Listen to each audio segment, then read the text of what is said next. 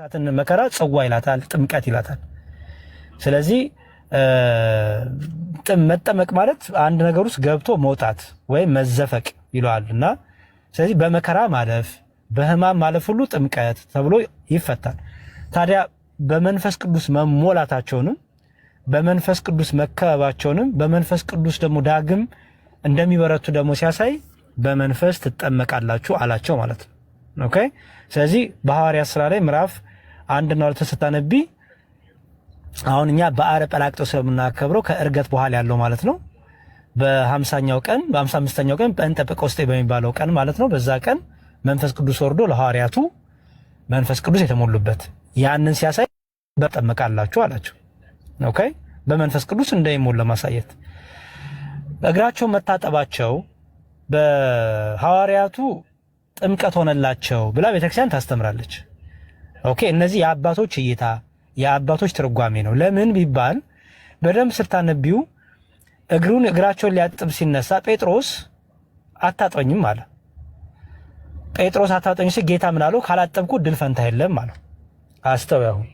ከዚህ በፊት እኮ እነዚህ ሰዎች እግራቸው ይታጠባሉ። እግር መታጠብ እኮ አዲስ ነገር አይደለም። የዛች ዕለት ግን ያለችው መታጠብ ግን ከእድል ፈንታ ጋር ለምን ተገናኘች? ኦኬ። ምክንያቱም እድል ፈንታ የለህም ከኔ ጋር ማለት በቃ ከኔ ጋር አትኖርም ማለት ነው። ከኔ ጋር ድርሻ የለህም ማለት ነው።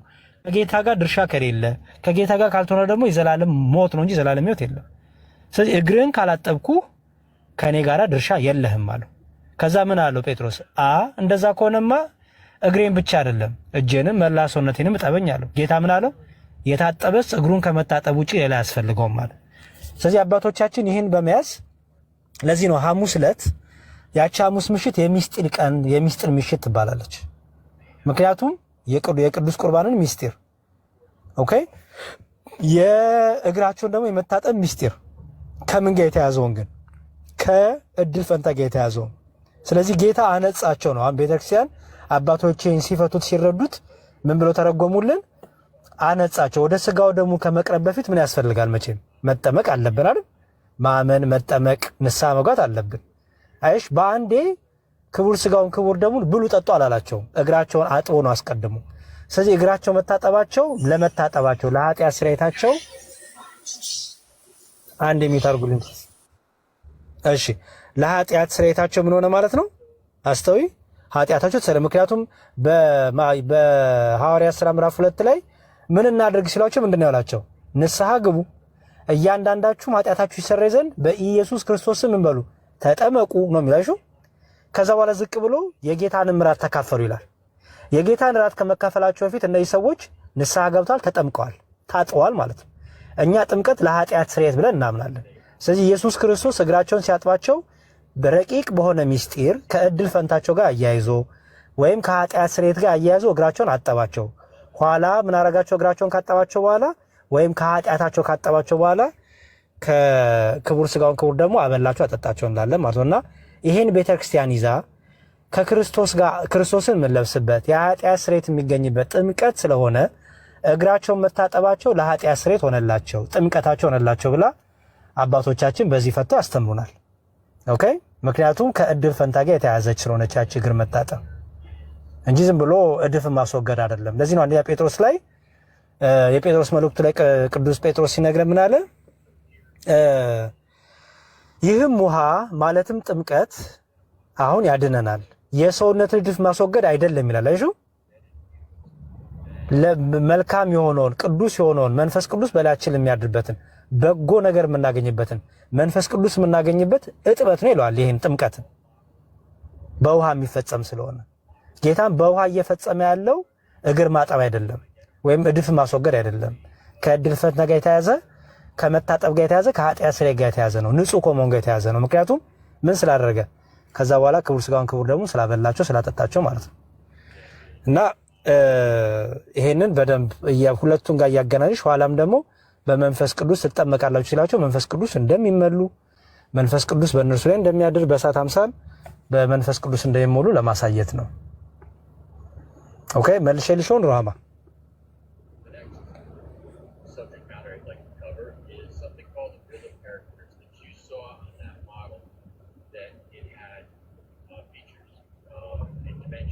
መለስኩልሽ።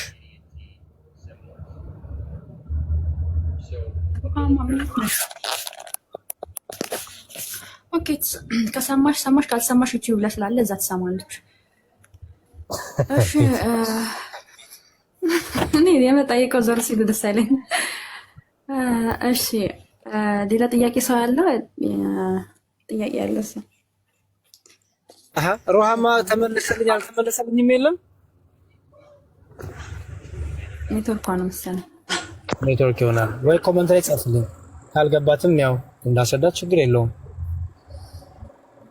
ያ አዳም እዛ ሲመልስ ነው የሚውለው መልሶት ነበር ግን ቆይ እነግርሃለሁ ሩሃማ ከተመለሰልሽ ተመልሶልኛል በይ ካልገባሽ አልገባኝም በይ በሌላ መልኩ አስረዳሻለሁ ምንም አንድምታ ስላለው ምንም ችግር የለውም እሺ ፍቃዱ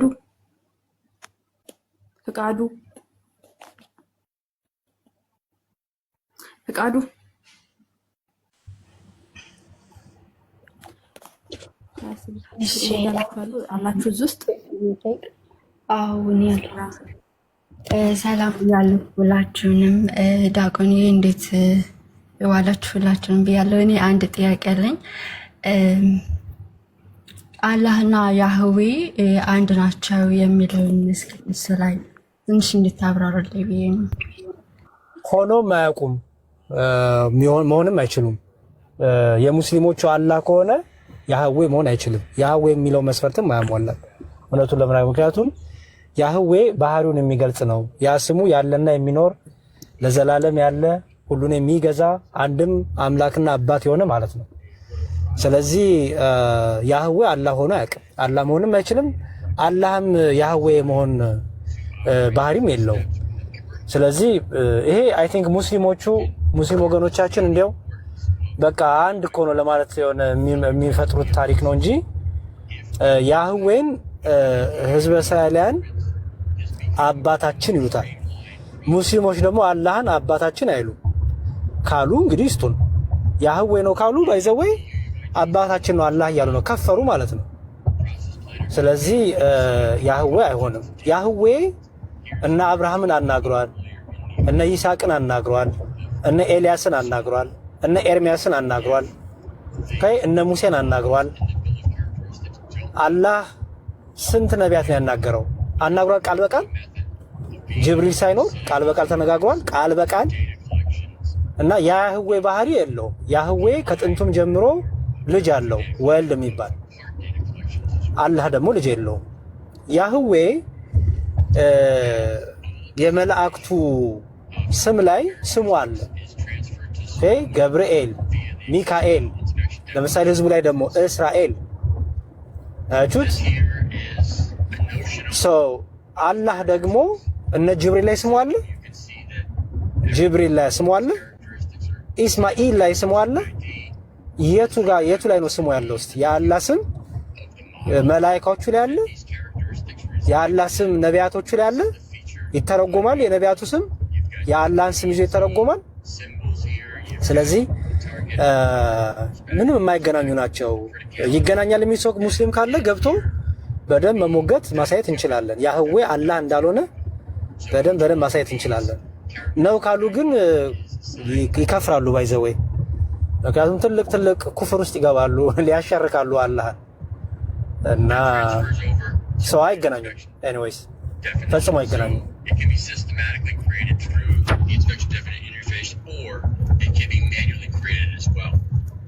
This one here I created manually, and you can see how all of that is transferred over. መግባት ትችላላችሁ። ካሉ ማይኩና ያህዌ አላህ ነው ካሉ በደስታ አረረረ ሊጉ እስቲ በጣም ደስ ይለኛል። አሳያቸዋለሁ። የአላህ ስም 99 ነው ይላል።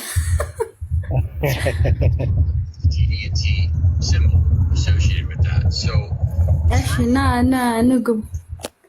ንግቡና ተስፊ ሰላም፣ እንዴት ነህ? እግዚአብሔር ይመስገን። ሰላም ናችሁ? ጌታ ኢየሱስ ይመስገን። ጥያቄ አለ?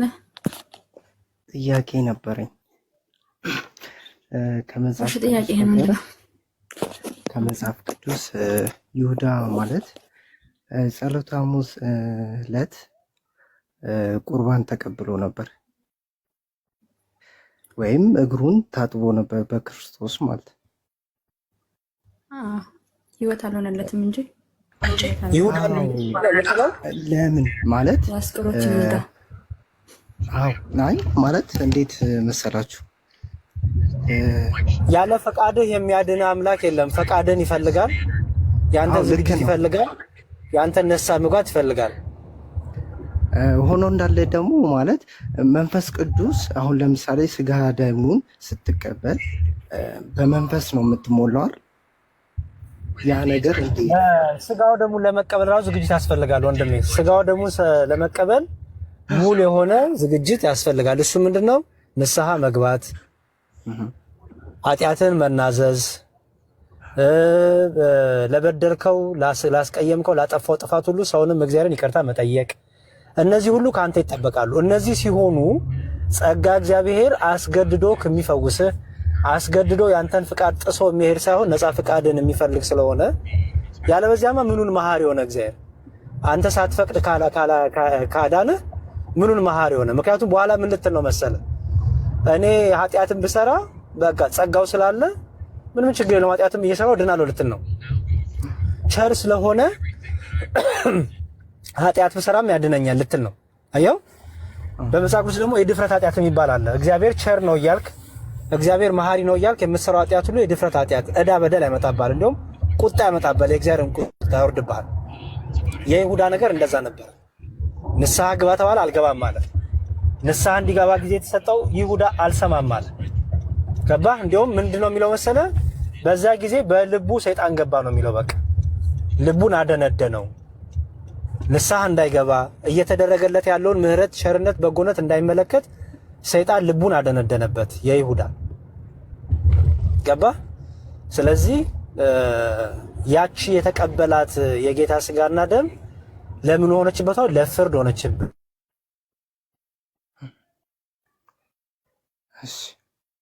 እሺ ተመልሶልኛል። ሌላ ልቀጥል ተመልሶልኛል። ይሄ እሺ ልጨርስ ብዬ ነው። አትስረቅ የሚለው ቃል ሰማህ አይደል? አትስረቅ የሚል ቃል ነገርኩ። ቃል እግዚአብሔር አትስረቅ ይላል ብዬ ነገርኩ አይደል? ከዛ አትስረቅ የሚለው ቃል ከሰማው በኋላ ብትሰርቅ ለፍርድ ይሆንባል ወይስ አይሆንብህም? ይሆንብኛል። ይሆንባል። ለምን? አትስረቅ የሚለውን ትእዛዝ ሰምተህ ተብያለሁ። አንተ ግን ስለዚህ ጌታ ስጋው ደሙን ከማብላቱ ከማጠጣቱ በፊት ለይሁዳ ወዮለት አሳልፎ ለሚሰጥ ባልተወለደ ይሻለው ነበረ ብሎ ነገረው። ይሁዳ ግን አሁንም ልቡ ደንድኖ ጌታን አሳልፎ ለመስጠት ቆርጦ ተነሳ። ስለዚህ ምን ሆነበት ማለት ነው? ያ የበላ የጠጣው የጌታ ስጋና ደም ለምን ሆነበት ማለት ነው? ለራሱ መልሶ ምን ሆነበት? ለፍርድ ሆነበት። ስጋ ደሙ ሳይቀበል መጀመሪያውኑ አስቧል ማለት ነው ጌታን መሸጡን። አዎ እንዴ የሚገርምህ እኮ ታሪኩን በደንብ አንብበው ከሆነ ኦልሬዲ ተነጋግሮ ነው የመጣው። ወደ ጌታ ሲመጣ ጌታ ራሱ እግሩን ከማጠቡ በፊት ኦልሬዲ ከሊቀ ካህናቶቹ ጋር ተነጋግሮ 30 ብር ሰጥተውት የሚመቻች ጊዜ እየጠበቀ ጌታን ለመስጠት ኦልሬዲ ሮብ ዕለት እዚህ ይልሃል። ሮብና ዓርብ የምንጾምበት ትልቁ ነገር ሮብ ዕለት ጌታን ለመያዝ እቅድ ያወጡበት የተማከሩበት አይደለም ነው። በቃ ስለዚህ በዛ ምት ውስጥ ይሁዳ አለበት። እሺ ሁለተኛው ደግሞ ክርስቶስ ስንት ልደት ነው ያለው? ሁለት ልደት አለ። ልደቱም ከማን ነው? እሺ ቅድመ ዓለም ከአብ ያለ እናት የአብ የባህሪ ልጁ ስለሆነ እየተሰማረን።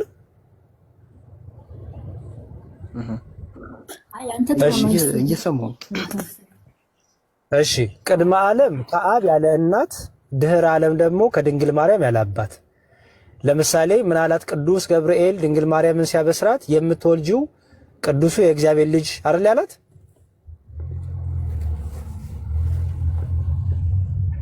አይደል? ስለዚህ የእግዚአብሔር ልጅ አየው ያ የምትወልደው ኦልሬዲ ማን ነው? የእግዚአብሔር ልጅ ነው የምትወልደው። አየህ ያ የተወለደው ራሱ ምንድነው? የእግዚአብሔር ልጅ ነው። ኋላ ከተወለደ በኋላ ደግሞ ማን ተባለ? የሰው ልጅ ተባለ። ስለዚህ የእግዚአብሔር ልጅነቱ ቅድመ ዓለም ይባላል፣ የሰው ልጅነቱ ደግሞ ድህረ ዓለም ይባላል። ስለዚህ አምላካችን ኢየሱስ ክርስቶስ ሁለት ልደታት አሉት ምን ነው ከዚህ የተነሳ ነው ማለት ነው። ሌላም ተጨማሪ ጥቅስ መስጠት እችላለሁ ይሄ ግልጽ ካልሆነልህ። እሺ ማለት አብ ከማሰቡ በፊት ማለት አብ አስቦት በማሰቡ ነው አንድ ልደት የሚባለው አይደለም። ያ ማሰብ አይደለም። ማሰብ የሚባል ነገር ሳይሆን ቅድመ ዓለም ከአብ የተገኘ ነው። አብን አክሎ አብን መስሎ ከአብ ጋር ተካክሎ እግዚአብሔር እንደተናገረው በመዝሙረ ዳዊት ላይ ከአጥያ ኮከብ አስቀድሞ ከሆድ ወለድኩ ይላል። ስለዚህ ለምሳሌ ዓለማት ሁሉ የተፈጠሩት በልጁ ነው አይደለ? በክርስቶስ አይደል? ስለዚህ የእግዚአብሔር ቃሉ አብሮት የነበረ ነው። የእግዚአብሔር ቃሉ ደግሞ እግዚአብሔር ነው አይደል? አዎ። ለዚህ ነው በመጀመሪያ ቃል ነበረ አላየው? በመጀመሪያ ቃል ነበረ፣ ቃልም በእግዚአብሔር ዘንድ ነበር፣ ቃልም ደግሞ እግዚአብሔር ነው ይላል። ስለዚህ ዓለማትን ሁሉ የፈጠረ ከአብ በውዳሴ ማርያማችን ላይ በጸሎተ ሃይማኖት ምንድነው የምንለው? ከአምላክ የተገኘ አምላክ ከብርሃን የተገኘ እውነተኛ ብርሃን አይደለም ነው የተወለደ እንጂ ያልተ ያልተፈጠረ።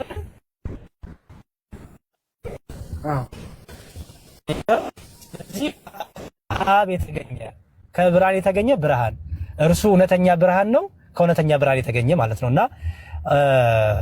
ባህሪውን ያከለ ባህሪውን የመሰለ ከባህሪው የተገኘ ስንም እንላለን። ለዚህ ነው ኢየሱስ ክርስቶስ ምን አለ መሰለ? አባት ሆይ አስቀድሞ በአንተ ዘንድ በነበረኝ ክብር አክብረኝ የሚለው ቃል ትዝ ይላል። አዎ እውነት ነው።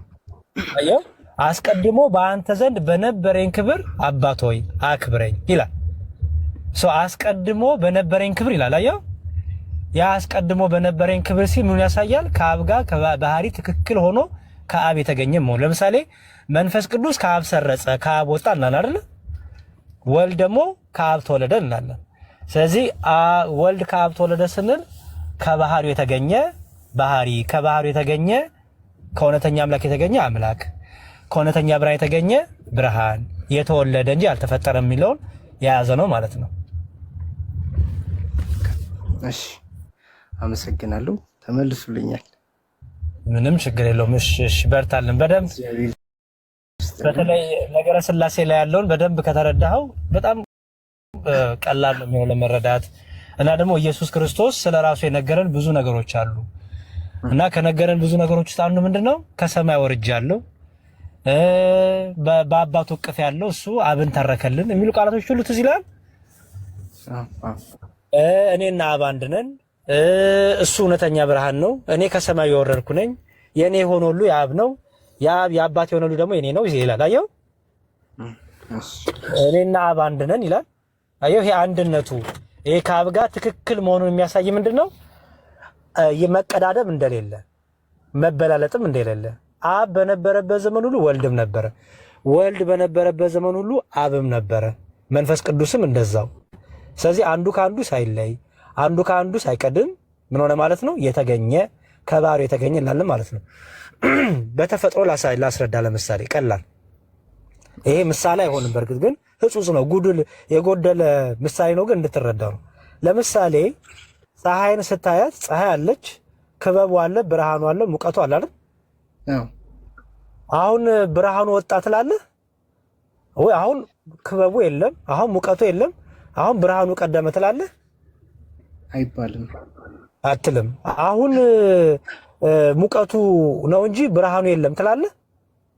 ኧረ አይባልም፣ አትልም። አየህ፣ ልክ እንደዛ ሁሉ አሁን ከተፈጥሮ እንኳን እንማራለን። ስለዚህ አብ ወልድን አይቀድመውም። አብ በነበረበት ዘመን ሁሉ ወልድም አብሮ ነበር፣ መንፈስ ቅዱስም እንደዛው ነበረ። አብ አይቀድምም፣ ወልድ አይከተልም። ይልቁንም አብ ከአብ ተገኘ ብንል አብ ቀድሞ ወልድ ደግሞ ተከትሎም አይደለም። ከአብ ጋር እኩል በሆነ እሪና ህላዌ እንጂ ብለን መገኘት እንጂ ወይም መኖር እንጂ ብለን እናስተምራለን ማለት ነው። በጣም ጥሩ አመሰግናለሁ። ቃሎት ያሰማል። አሚን አሚን። አብራ ያሰማን። እሺ እስኪ ይስጥል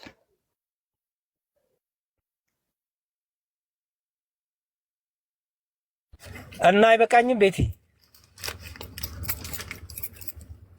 አይበቃችሁም። ሌላ ጥያቄ ያለው ሰው ካለ ይግባ። ጥያቄ ያላችሁ ሳትረዱ ግን ተረድቻለሁ እንዳትሉ እሺ። ምክንያቱም ከንቱ ድካም ነው የሚሆነው ሳትረዱ። እሺ ሰላም ብያለሁ። እንዴት ናችሁ? ሰላም። እሺ ብዛ ያሬድዬ ከደከመ ይበቃል። በቃ እሱ አይደክመውም እንዴ? ለበረከት ነው የሚፈልገው። አውቆ እኮ ነው እየመጣ እዚህ ጥያቄ ጠይቁ ብለው በረከት እንዲያገኝ። ጥያቄ አለሽ ልባሟ? እኔ ያው አጭር ጥያቄ አለኝ። ሊጠይቅ አይጠየቅ ነው እርግጠኛ አይደሉኝም እና ልጠይቅ። ጠይቄና እንወስናለን። እሺ ተማክረን። እሺ የሆነ ሰዓት ከፕሮቴስታንት ጋር ነበር የምኖረውና ወደ እነሱ የመሳብ ባህሪ ነበረኝ። ሙሉ ለሙሉ ግን አልገባሽ እንዴ? አንቺ ትሳቢው አይ አብረሽ ስትኖሪ ያው ትመሳሰያለሽ። እና ያሬዳ ወደዚያ ሄጄ ነበርና አባቶችን ስጠይቅ ንስሐ ያስፈልግሻል ምናምን አሉ። ያሉበት ቦታ ደግሞ ንስሐ አያመችም፣ ንስሐ አባት ለማግኘት አያመችም እና በስልክ ትችላለሽ ምናምን ብለውኝ በስልክ ነገርኳቸው ማለት ነው። ከዛ ያሉኝን ብለውኝ ስትጨርሺ እግዚአብሔር ይፍታሽ እንድል ደውይ ምናምን አሉኝ። ግን አላገኘኋቸውም መልሼ እና ይሄ ነገር እንደገና ዳግመኛ ያስፈልገዋል ንስሐ ወላ እንዴት ነው? አይ ጥያቄ ነው። ምንድነው የምታደርጊው መሰለሽ?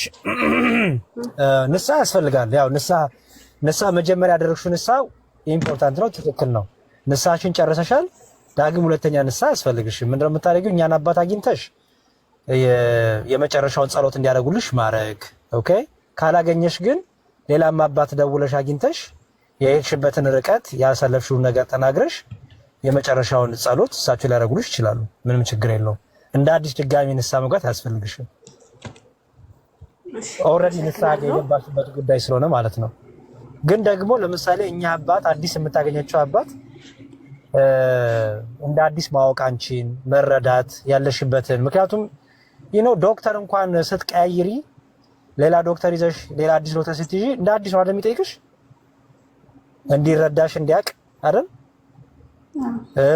የደሞ የተለወጠም ነገር ካለ በደንብ እንዲያውቅሽ ምድራዊ ዶክተር እንኳን እንደ አዲስ ትናገራሽ ራስሽን ካህናት ጋር ዘንድ አንድ ክህነቷ አንዲት ስለሆነች መጠበቃቸው ሚስጥር መያዛቸው አንድ ስለሆነ በተነግራቸው አዲስ ለምትጃቸው ካህን ምንም ደስ ነው የሚለው ክፋት የለውም። እንደውም እንዲያውቁሽ እንዲረዱሽ እንዲያግዙሽ ብዙ መንገድ ይጠርግላቸዋል።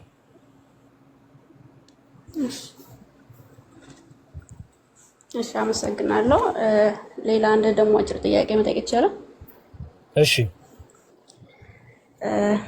ወንድሜ በቅርቡ ነው ያረፈውና ፕሮቴስታንት ነው። ምንም ነገር አልተደረገለትም እና ጸሎት ማስደረግ ይቻላል ማለት ዝም ብሎ አላርፋለኝና ጸሎት ማስደረግ ይቻላል በስሙ ምናምን? ምንድነው መሰለሽ ቤተክርስቲያን ለሁሉም ትጸልያለች፣ ለሁሉም ሰዎች ትጸልያለች። ቤተክርስቲያን ለሳር ለቅጠው ትጸልያለች። ያው ያላመነ ሰው ሲጀመር ስለማያምን ፍታቱንም ወይ ደግሞ የጸሎተ ፍታት የሚባለውን አይፈልገውም ሰው። አንቺ ግን በግልሽ በቃ እንትን ብለሽ አባቶቼ ወንድሜ ያርፏል፣ እምነቱን አልጠበቀም፣ ክርስቲያን አይደለም፣ በሌላ ቤተ እምነት የነበረው ግን በቃ በጸሎት አስቡልኝ፣ እግዚአብሔር ነፍሱን ይቅር እንዲላት፣ እግዚአብሔር እንዲራራ። ምክንያቱም በቃ ከኛ የሚጠበቀው መጸለይ ነው። ለሚገሉን እንኳን እንጸልያለን፣ ለሚያሳድዱን እንኳን እንጸልያለን፣ አንገታችን ለሚቆርጡት እንኳን እንጸልያለን። እግዚአብሔር ማራቸው ይቅር በላቸው እያልና በቃ ለንስሐ አባትሽ ለምሳሌ አባቴ ወንድሜ እንዲህ ነው እምነቱ ሳይጠብቅ ነው ያረፈው፣ በራሱ ቤተ እምነት ነው ነገሮች ያለቁት። ግን እኔ ግን ህሊናዬ እንዲያው እንትን ስላለኝ ስለ ወንድሜ ነፍስ ስለምጨነቅ በቃ በጸሎት ይህችን ነፍስ ማራት፣ ይህችን ነፍስ ራራላት እያሉ በጸሎት ያስቡልን ቢያቸው እንግዲህ መራራትም ወደ ሲኦል መወርወርም ወደ ገነት ማስገባትም የእግዚአብሔር ነው። መሐሪ ቸር ይቅር ባይ እሱ ስለሆነ ከእና ካንቺ የሚጠበቀው ምንድነው? ጸልዩ ነው፣ በቃ መጸለይ ነው። ለዚህ ነው ዲያቆኑ በቅዳሴ ላይ ጸልዩ፣ ስለ ነገስታቱ ጸልዩ፣ ስለ መኳንንቱ ጸልዩ፣ ስለ ሞቱት ጸልዩ፣ በህይወት ስላሉት እያለ ስለ ሁሉም ጸሎት ምልጃ እናቀርባለን። ስለዚህ ለሱም ለሁሉም ጸሎት ምልጃን ቤተክርስቲያን ታቀርባለች፣ እግዚአብሔር ይቅር እንዲለው ማለት ነው። ስመ ክርስትናው ግን እየተጠራ ስመ ክርስትናው እየተነሳ ጸሎተ ፍታት የሚደረግለት ግን ያው በዛ ትምህርት ያመነ ኦርቶዶክሳዊ የሆነ በጥምቀት በቅዱስ ቁርባኑ ያለ ሰው ስመ ክርስትናው የተነሳ ጸሎት ይደረጋል። ከዛ ቤተ እምነት ውጭ ያሉት ግን ስመ ክርስትናም ስለሌላቸው ጥምቀትም ቅዱስ ቁርባንም ስለማያምኑበት ግን ቤተክርስቲያን ደግሞ ለሁሉም ፍጥረት ምህረትን ይቅርታን ስለምትማልድ ለልክ እንደዛ የሚደረገው ጸሎት እና ምህረት ምልጃ ወደ እግዚአብሔር ይቀርብለታል። ለወንድልሽ እሺ፣ አመሰግናለሁ። ቃልዎት ይሰማል። እግዚአብሔር ነፍሱን ይማር። በርቱ። እሺ፣ መንፈስ ቅዱስ ያበርታችሁ። እግዚአብሔር ነፍሱን ይማር። አይዞሽ። ሁላችንም ወይ ወንድም ወይ እህት ወይ እናት አተናል። ይሄ ደግሞ ግዴታ ነው። ወደ ጌታ ወደ ሁለተኛው ህይወት ለመሄድ ማንቀላፋታችን ግዴታ ነው። አሁን አንቺ ምንድነው ማድረግ ያለብሽ? ከዚህ በኋላ አንቺ ደግሞ መዘጋጀት ያስፈልጋል፣ ንስሐ መግባት ያስፈልጋል ማለት ነው። አየሽ፣ ወንድምሽ ሀዘኑ ቢጎዳሽም ግን ደግሞ ልትማሪ ይገባል። ምን በቃ ጊዜ የለንም፣ እንሞታለን ማለት ነው። አየሽ፣ በምንም እምነቱኝ መሞት ይመጣል፣ ሞት ይመጣል። አንቺ ደግሞ እንደ ክርስቲያን ደግሞ ሞት ለአንቺ እንቅልፍ ነው፣ ከዘላለም ህይወት ለመኖር የምትነሽበት እንቅልፍ ነው። ስለዚህ አሁን ያለሽን ጊዜ ተጠቀሚ፣ ንስሐ ግቢ፣ ወደ ክብሩ ሰው ወደ ክብሩ ደግሞ ቅረቢ፣ መንፈሳዊ ህይወትሽን አስተካኪ።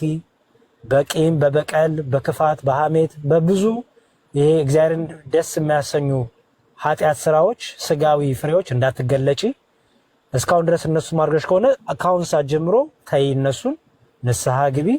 እግዚአብሔርን ደስ እያሰኘሽ እግዚአብሔርን እየጠበቅሽ እንግዲህ ሞታችን ይዘን ስለምንዞር ሁላችንም የተራ ጉዳይ ነው። እንደዚህ ቆሽሸን እንደዚህ በደለኞች ሆነን እንደዚህ እንደተወዛገብን ሳይሆን እንዲያው ተዘጋጅተን ንስሐ ገብተን ወደ ጌታችን እንድንሄድ ከኛ ዝግጅት ያስፈልጋል እና ለንስሐ አድርጊው ማለት ነው። ወንድሜ አርፏል ታውቂያለሽ፣ እና ወንድሜ ሲያርፍ ወዲያውኑ ሀዘኑ ምኑ ቢጎዳንም ግን እንደ ቤተሰብ ቁጭ ብለን በቃ ምንድን ነው ከኛስ ምን ይጠበቃል የሚለውን ደግሞ ሁላችንም ተናግረናል። ይሄ ግዴታ ስለሆነ ማለት ነው እና እሱን አድርጊ። ቤተሰቡን ግን መንፈስ ቅዱስ ያበርታችሁ፣ ያጽናናችሁ። የወንድማችን ነፍስ እዚያ ከደጋጎቹ ጎን ይደምርልን። አሜን አሜን አሜን። ያረዳ አመሰግናለሁ። ቃልዎት ያሰማል። ማኪ ጠይቂ ጥያቄሽን። ሌላ ሰው ደግሞ እንዲጠይቅ ደግሞ ጥያቄ ጨርሳችሁት ዳውን ታች ሁለት ልጆች አሉ ይገቡ ጥያቄ ጨርሳችሁ ካላችሁ እሺ ማኪ ቀጥይ። ኦኬ፣ የመጀመሪያው ጥያቄ አንድ ህፃን ልጅ ማለት የወንድ ከሆነም ከ40 ቀን በፊት ከሞተ ቤተክርስቲያን ግቢ ውስጥ አይቀበርም ወይ? እንደዛ የሚባል ነገር ስለሰማኝ ነውና ለምንድን ነው የማይቀበርበት ምክንያት? እና ከነዛ ህፃናቶቹ ፍርድ አላቸው ወይ በሰማይ? ይሄው ነው መጀመሪያ። ማንም በመጽሐፍ በፍትሐ ነገሥታችን በክርስቲያኖች የመጽሐፍ ወይም በኦርቶዶክሳዊ ቤተክርስቲያን ፍትሐ ነገሥት የሚባል መጽሐፍ አለን፣ ወይም የስርዓት መጽሐፍ ይባላል። ስለ ጠቅላላ ከህፃናት ጀምሮ እስከ ትላልቆች ድረስ ያለውን የቤተክርስቲያን ግዴታ የእኛም ግዴታው ሊተቀመጠበት ነው። እዛ ላይ ህፃን ከ40 ቀን በፊት ወይ ከ80 ቀን በፊት ቢሞት ቤተክርስቲያን ግቢ ውስጥ አይቀበርም የሚል ጽሑፍ የለም። ብዙ ጊዜ ሙስሊሞች ይህን ነገር ሲናገሩ እሰማለሁ። ይሄ ውሸት ነው። ውሸት ነው ካልኩት ከምን አንጻር ነው? በቤተክርስቲያኗ ትምህርት በቤተክርስቲያኗ መጽሐፍት እንዲህ የሚባል ነገር የለም። እሱን መጀመሪያ እንድታውቁት ፈልጋለሁ። ሰዎች ዝም ብለው ያወራሉ። እስቲ ወንድ ከሆኑ መጽሐፉን ይስጧችሁ። ሙስሊም አይደለም ግን ዲን ሙስሊም ናቸው ያልኩ አይደለም ሲሉ እሰማለሁ ነው ያልኩት። ብዙ ጊዜ ሙስሊሞች ይሄን ያቀርባሉ። ማንም ሰው ይሁን ክርስቲያንም ይሁን ሙስሊም ይሄን ክሌም የሚያደርግ ሰው መጽሐፍ ያምጣ። ገባሽ? ቤተክርስቲያኗ እንዳልኩሽ ፍትሐ ነገሥት አላት፣ መንፈሳዊ መጽሐፍት አሏት። ልጆቿን የምትመራበት ለልጆቿ የምታደርገው ቀብርም ስነስርዓት፣ የድቁና ስነስርዓት፣ የጥምቀት ስነስርዓት፣ ኢቭን ገንዘብ እንኳን አያያዝ ስነስርዓት በደንብ ተቀምጦላል በዚህ በፍትሐ ነገሥቱ። ኦኬ፣ ህፃናት በ40 እና በ80 ቀን 40 እና 80 ቀን ሳይደርሳቸው ቢሞቱ ቤተክርስቲያን ምንድነው ስርዓቷ? ይሄ ሁሉ አለ ባይዘወይ። ስለዚህ አይ በቤተክርስቲያን ግቢ ውስጥ አይቀበርም የሚል ነገር ካለ አይ መጽሐፍታችን ያምጡ፣ መጽሐፍታችን ስለማይሉ ማለት ነው። እሱን አንድ እንድትሽል ይፈልጋሉ። ቤተክርስቲያን ይኸውልሽ ማኪዬ 40 እና 80 ቀን ህፃኑ 40 እና 80 ቀን አይጠበቅም ሁሌ። ኦኬ አንድን ህፃን ለምሳሌ ለበሽታ የሚያሰጋው ነገር እንደተወለደ ለይሴ ለበሽታ የሚያሰጋው ነገር ብዙ ሊያቆየው የሚችል ነገር እንዳለ ከተረጋገጠ ቤተክርስቲያን በሁለተኛው ቀንም በአንደኛው ቀንም ተጠምቋለች። ኦኬ በደረሰችበት ሰዓት ተጠምቋለች። ያ ህፃን ልጅ ግን ጤነኛ ከሆነ ያቺ ህፃን ልጅ ጤነኛ ከሆነች ምንም 40 እና 80 ቀኑ ይጠበቃል። ግን በተረፈ ግን እንዳልኩሽ ነው። በመሀል ላይ ለሞት የሚያሰጋ ነገር ከመጣ ግን ቤተክርስቲያን ወደ አሁኑ ታጠምቋለች እስከደረሰችበት ድረስ ማለት ነው። ስለዚህ ይሄንን ሁሉም ሰው ማወቅ አለበት። 40 እና 80 ቀኑን ሊያልፍ ይችላል ባይዘወይ። ለምሳሌ ባለፈው ኮቪድ የገባ ጊዜ ብዙ ቤተክርስቲያኑ ተዘግቶ ነበረ። አሁን እኔ በምኖርበት አሜሪካ ሀገር እና ልጆችን ከ9 ወር በኋላ ከ8 ወር በኋላ ያጠመቅናቸው አሉ። ገባሽ? በጣም ደግሞ ታሞ በየሆስፒታሉ የነበሩ ምናምን ደግሞ ቤተክርስቲያን አባቶች ስርዓት ስላለው ደግሞ ለዚህ ስፔሻል ኬዞች ደግሞ ስርዓት ስላሉ አስቀድመው ደግሞ ስርዓተ ቤተክርስቲያን ተፈጽሞላቸዋል፣ ለሞት የሚያሰጋ ነገር ያለባቸው ማለት ነው። ስለዚህ ቤተክርስቲያን እንደዚህ በደንብ ጥንቅቅ ያለ ስርዓት አላት ለማለት ነው ማኪዬ። እሺ አመሰግናለሁ ዲን። እዚህ እንደውም ላይቭ ላይ የምትገባ ልጅ ናት፣ እንደውም የእህቴ ልጅ ምናምን ብላ እዚህ ያወራችው። ምናልባት እዚህ ውስጥ ካለሽ ራሱ ገስት መለክት ትችያለሽ። ላይቭ የምትገባ ጓደኛችን ናት፣ የእህቴ ልጅ እንደዚህ ብለው ምናምን ያለችና በሰዓቱ እንደውም የጥምቀት ስርዓት የሚል ራሱ ቪዲዮ ተከፍቶ ምናምን ልክ እርሶ እንዳሉት ነው ያነበብ ነው ማለት ነው። ማንኛውም ሁኔታ ስጋት ካለ ከ40 ቀን ወይም ከ80 ቀን በፊት ሴት ከሆነችም ማጥመቅ እንደሚቻል ይገልጻል። እሱን አንበኗል። ግን አሁን ለምሳሌ ባይጠመቁም ችግር የለውም አይደል? እርሶ እንዳልክ ከሆነ ባይጠመቁም ቤተክርስቲያን ውስጥ ይቀበራሉ፣ ምንም ፍርድ የለባቸውም ህፃን ስለሆኑ። እንደዛ ነው የሚለው ስርዓታችን። ይህን ለማወቅ ነው። አሁን እዚህ ጋር ካሉት ውስጥ በእርግጠኝነት እንደዚህ ሲባል የሰሙ አሉ። እኔም በራሴ የደረሰብኝ ወይም በቤተሰብ ምናምን ነገር የለም፣ ግን እንደዚህ ላይቭ ላይ ገብተው እንደዚህ እያወሩ ስለነበረ ነው። እና እንደውም ከታች በዛ ሰዓት ራሱ ሙስሊሞች ፍትህ ለህፃኑ ምናምን ሲሉ ስለነበረ በዚሁ የእኛን ስርዓት የምናውቀው እኛ ስለሆን እርስዎ እንዲመልሱት ብዬ ነው ይሄን ያነሳሁት። አዎ ይኸውልሽ፣ በአንዳንድ በገጠር ያሉ እንደዚህ አይነት አሁን ቅድም ብዬሻለሁ፣ ሁሌም አንድ ነገር መመዘን ያለበት በትምህርትና በመጽሐፍ ነው። ስለዚህ የመጀመሪያው ሚዛን መሆን ያለበት ቤተክርስቲያን ትምህርቷና መጽሐፏ ምን አሉ ነው። የመጀመሪያው ይሄ ነው። ቤተክርስቲያን ትምህርቷና መጽሐፏ ውስጥ የሌለ ነገር አንድ ሰው ካደረገ ያ በልማድ ወይ ደግሞ ከእውቀት ማነስ የተደረገ ነው። ያ ስርዓት ነው፣ ያ የቤተክርስቲያን ድምፅ ነው ተብሎ ሪፈር አይደረግም። የመጀመሪያው ገጠር አካባቢ ከእውቀት ማነስ እና ደግሞ ብዙ ጊዜ ከጣዖት አምልኮ ጋር ከባዕድ አምልኮ ጋር በጣም የተቆራኙ ነገሮች አሉ ታውቃላችሁ፣ ገጠር አካባቢ እና እውቀቱ ብዙ የላቸውም። ኦኬ ኢዝሊ ማኒፕሌት የሚደረጉ በተለይ ከጨሌ ጋር ከመተት ከአተት የሆነ አይባሉ እነዚህ አዳልሞት የሚባሉ ይሄ በጣም ቆሻሻ የሆኑ የተናቁ መንፈሶች አሉ እና ይሄን እያደረጉ ገጠር ያሉትን ሰዎች ያስጨንቋቸዋል ታውቃላችሁ። እና ገጠር ደግሞ ብዙ ጊዜ ቤተክርስቲያን ቦታ የላትም፣ ሰፊ የሆነ ቦታ የላትም እንደምታውቁት። ስለዚህ በዛ የተነሳ ምን ያደርጋሉ? ውጪ ሲቀብሩ ያያሉ። ኦኬ ወይ ደግሞ አይታችሁ ከሆነ አንዳንዱ ይሄ የጠንቋይ መንፈስ ይሄ የአጋንንት መንፈስ ምን ያደርጋል? ልጆቹ አይ ቤተክርስቲያን ውስጥ እንዳይቀበሩ ቦታ እንኳን ቢኖር ቤተክርስቲያን ውስጥ አይታችሁ ከሆነ አይገቡም። ራሱ አንዳንድ ቤተሰቦች ዙሪያውን ዝም ብለው ዳር የሚቆማሉ፣ ውስጥ እንኳን የማይገቡ ማለት ነው። ለምን? ጠንቋዩ ስለሚያዛቸው።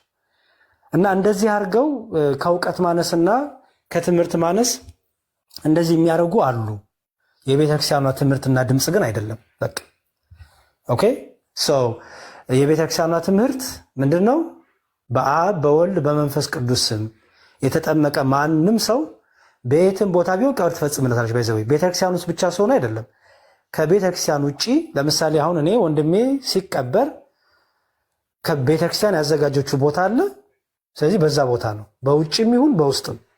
ኦኬ እሱ አይደለም ማተር የሚያደርገው። ባይዘው ማተር የሚያደርገው አንድ ክርስቲያን ወደ አፈር ነው። ወደ አፈር ሲመለስ ቤተክርስቲያን ጸሎቷን አርጋ፣ ቤተክርስቲያን ጸሎተ ፍታቷን አርጋ፣ ዳዊቷን ደግማ ለእግዚአብሔር አደራ እስከሰጠች ድረስ ምንም እሱ ለውጥ የሚያመጣው ነገር የለም። እውነቱን ለመናገር አሁን ደግሞ አይታችሁ ከሆነ ብዙ ቤተክርስቲያን እንትን እየተባለ ቦታ ስፍሯ እየተቀማ እንዲሁም መቃብር ቦታ ለብቻው ሌላ ቦታ ሆኗል። አይታችሁ ከሆነ የቤተክርስቲያን ትምህርት እንደ ቤተክርስቲያን ምንድን ነው የሚለውን እሱን ነው ፎከስ ማድረግ አለባችሁ። ልማዳዊ ነገሮች ከእውቀት ማነስ ቤተክርስቲያን የማያውክ ነገሮች ይደረጋሉ፣ በገጠሩ ይደረጋሉ።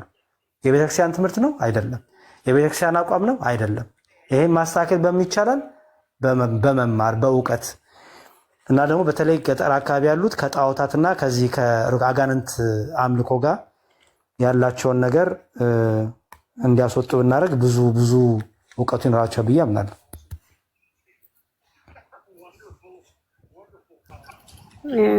ቃለ ሕይወት ያሰማልን። እናመሰግናለን መምህር።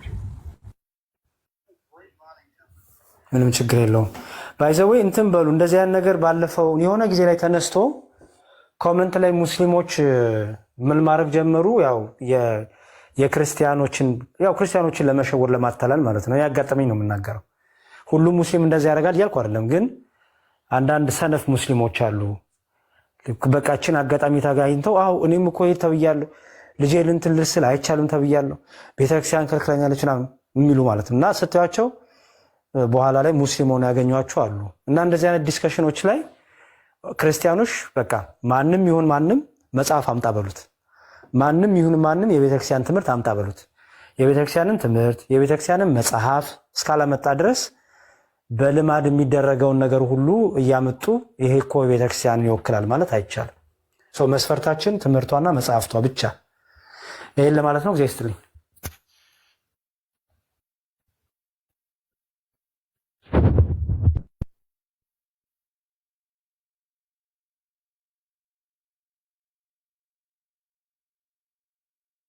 እሺ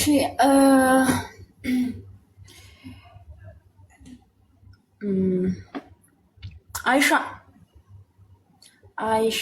19 አይሻ።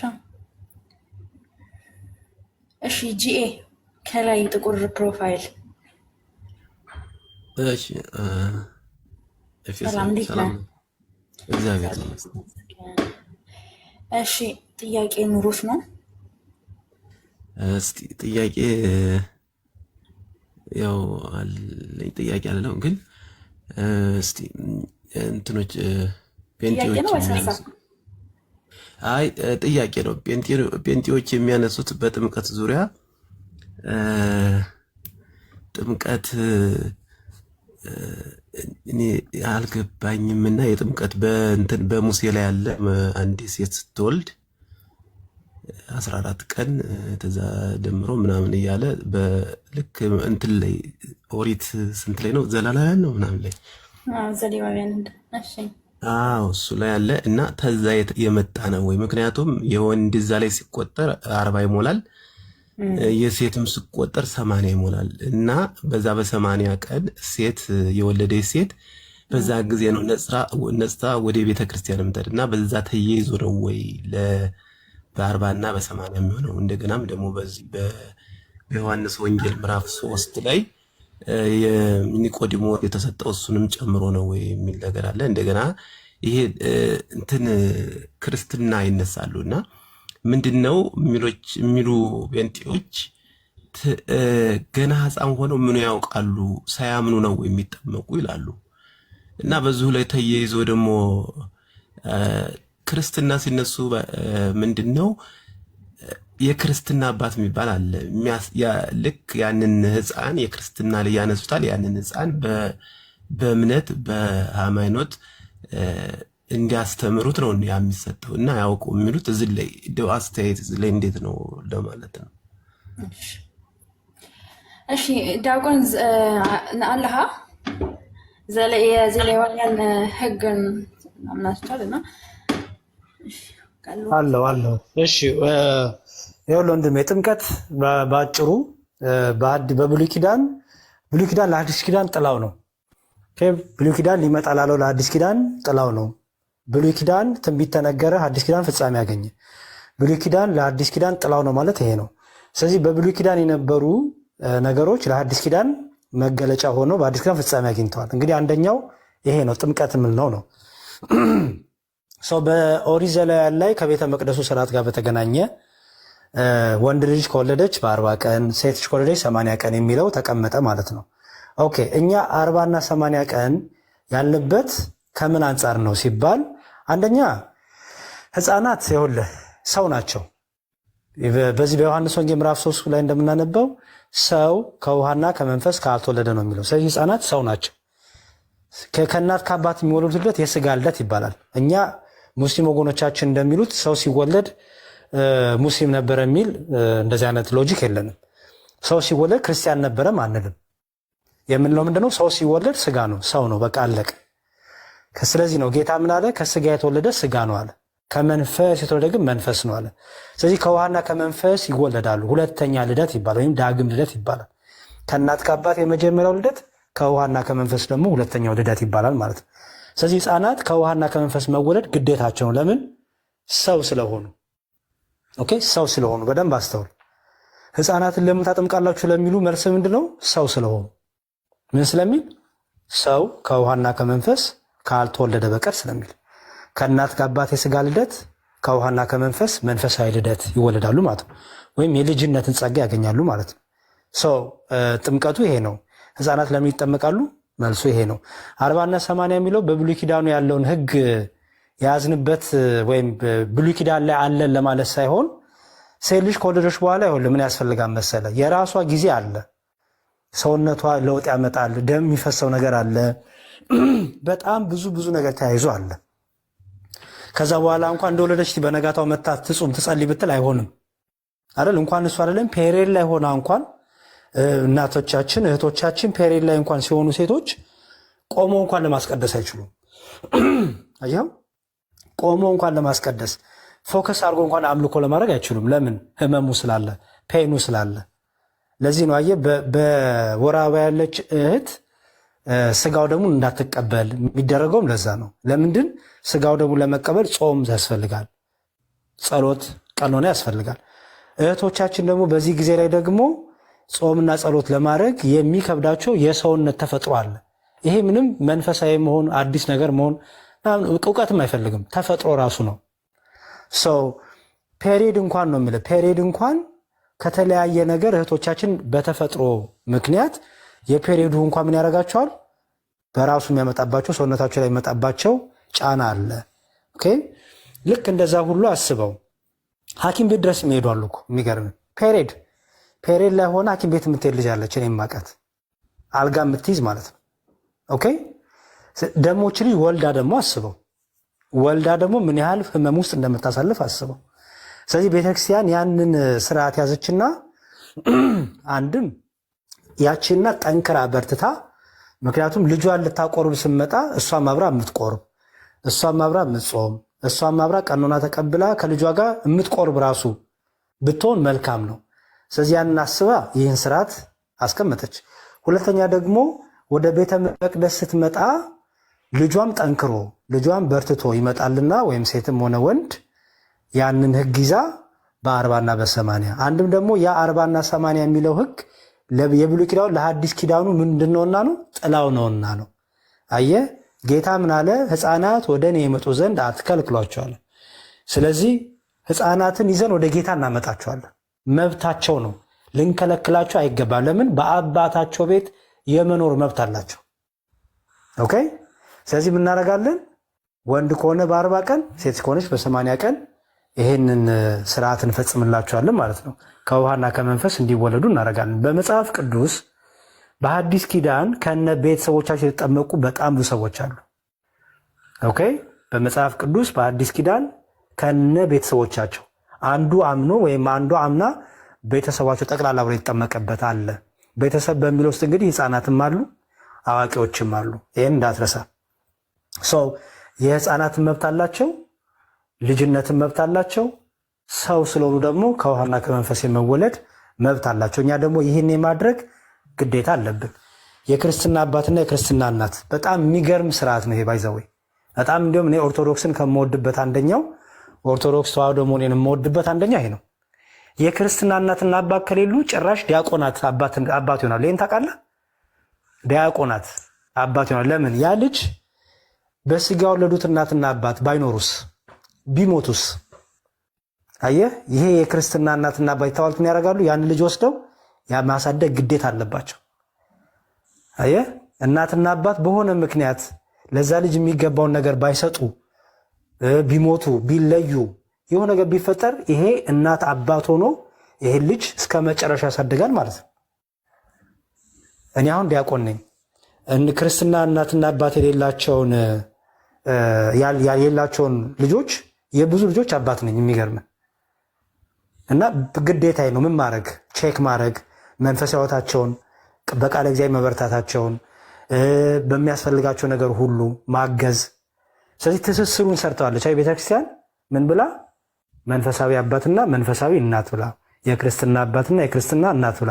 ጣት ይዘክ የምትጸልየው ጸሎት ይሄ ነው። ሃይማኖተ አበው ትደግማለህ፣ ምስክር ትሆናለህ። ይሄን ልጅ ልታሳድግ፣ ይሄን ልጅ በሃይማኖት በምግባር ኮትኩተህ ልታሳድግ፣ ይሄን ልጅ እስከ መጨረሻው ድረስ በድካሙም በጥንካሬውም በሁሉ ጎኑ ልትሆን።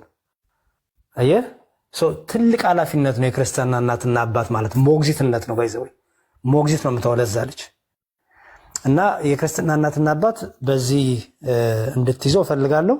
ህፃናትን የምናስጠምቅበት ምክንያት በዚህ እንደሆነ እንድትይዘው እፈልጋለሁ። አባቶቻችን ግን በትርጓሜ ደግሞ የአዳምና የሔዋንን ተፈጥሮ ይዘው በኤደን ገነት የተባረሩበት ይሄ ሁሉ ደግሞ ሄዶ ደግሞ አንድም እያሉ የ40ና 80 ቀኑን ይተረጉሙታል። ግን ሁሌም ማወቅ ያለብህ ይሄ 40ና 80 ቀኑ ቀኖና ነው። ከዛ አንሶም ሊጠመቁ ይችላሉ፣ ከዛም አልፎ ሊጠመቁ ይችላሉ። በዛው በ40ና በ80 ቀንም ሊጠመቁ ይችላሉ ማለት ነው። ልጅነትን፣ ጸጋን ከውሃና ከመንፈስ የሚወለዱበትን ከእግዚአብሔር ጋር አንድ የሚሆኑበትን በመንፈስ ሕይወት የሚያድጉበትን ጸጋ መንፈስ ቅዱስ የሚያገኙበት ትልቅ ስርዓት ነው። እሺ ሌላ ደግሞ ጥያቄ ኢየሱስ ክርስቶስ ዮሐንስ ወንጌል አንደኛ ምዕራፍ 1 ቁጥር 1 ላይ በመጀመሪያው ቃል ነበረ፣ ቃልም በእግዚአብሔር ዘንድ ነበረ፣ ቃልም እግዚአብሔር ነበረ ይላል። ስለዚህ ያ ቃል አሁን በኦሪት ወይንም ደግሞ በኦሪት ጊዜ እግዚአብሔር ነቢያትን ሲያናግር ያ ቃል ወልድ ነው ወይ ማለት እንችላለን? እሺ፣ አካላዊ ቃል የሚባል ነገር እንዳለ እሱን አትርሳ።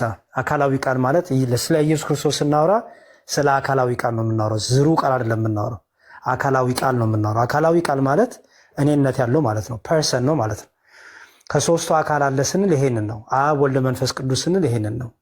በመጀመሪያ ቃል ነበር የሚለው ንግግር ነበር ማለት አይደለም። ሙስሊሞች ንግግር ነበር ብለው ለመፍታት ይሞክራሉ። ግን ንግግር ነበር እንኳን ብለህ ብትከተው አይመጣም። ለምሳሌ በመጀመሪያ ንግግር ነበር፣ ንግግርም በእግዚአብሔር ዘንድ ነበር። ንግግር ደግሞ እግዚአብሔር ነው ትላለህ ይባላል? አይባልም። ቃል ከእግዚአብሔር ላይ የሚወጣው አንደበት ማለት ነው። አይደለም እያልኩ እኮ ነው ወንድሜ። ይኸውልህ ስለ ክርስቶስ ስናወራ ስለ ሎጎስ ነው የምናወራው። እኔነት አካላዊ ቃል ማለት ነው። ኦኬ፣ እኔ ማለት የሚችል አካላዊ የሆነ ኦኬ፣ ፐርሰን የሆነ ማለት ነው። ስለ ክርስቶስ ስናወራ ሎጎስ የሚለውን ተርም ነው የምንጠቀመው። ኦኬ፣ ሎጎስ ማለት እኔነት ያለው አካላዊ ቃል ማለት ነው። በመጀመሪያ ቃል ነበር የሚለው ሎጎስን ነው። የትኛውን? እኔነት ያለውን ማለት ነው። ምክንያቱም ይላ መሰዛው ዝቅ ብሎ በዓለምም ነበረ ወደ ዓለም ይመጣ ነበር ይለዋል። ስለዚህ በዓለም ነበር ትላለህ። ንግግርን ወንድሜ ንግግር በዓለም ነበር ይባላል? አይ ንግግርም አይሆንም። በእርሱ ሕይወት ነበረች ይባላል ለንግግር? የለም። ዮሐንስ ወንጌልን ሙሉ ስታነበው ያ ቃል እግዚአብሔርን ይልናል። ከዛ በኋላ ምን መሰለ? በእርሱ ደግሞ ሕይወት ነበረች፣ ሕይወትም የሰው ብርሃን ነበረች ይላል። ወደ ዓለም ይመጣ ነበረ፣ ወደ ገዛ ወገኖቹ ይመጣ ነበረ፣ የገዛ ወገኖቹም አልተቀበሉትም ይልና ቃልም ስጋ ሆነ ይላል አይደል? አየው፣ ቃልም ስጋ ሆነ። የትኛው ቃል? ያ እኔነት ያለው ቃል። የትኛው ቃል? ያ ሕይወት ነበረች የተባለው ቃል። የትኛው ቃል? ያ እግዚአብሔር ነው የተባለው ቃል። የትኛው ቃል? ነበር የተባለው ቃል ምን ሆነ አለ? ቃልም ስጋ ሆነ። አየው ስግው ቃል ይባላል። ስግው ቃል ለዚህ ነው በራእይ ዮሐንስ ላይ ይላል በደም የተረጨ ወይም በደም የተነከረ ልብስ ለብሷል። ስሙ ማን ተብሏል ይላል? ስሙ ማን ተብሏል? የእግዚአብሔር ቃል ተብሏል ይላል። አየው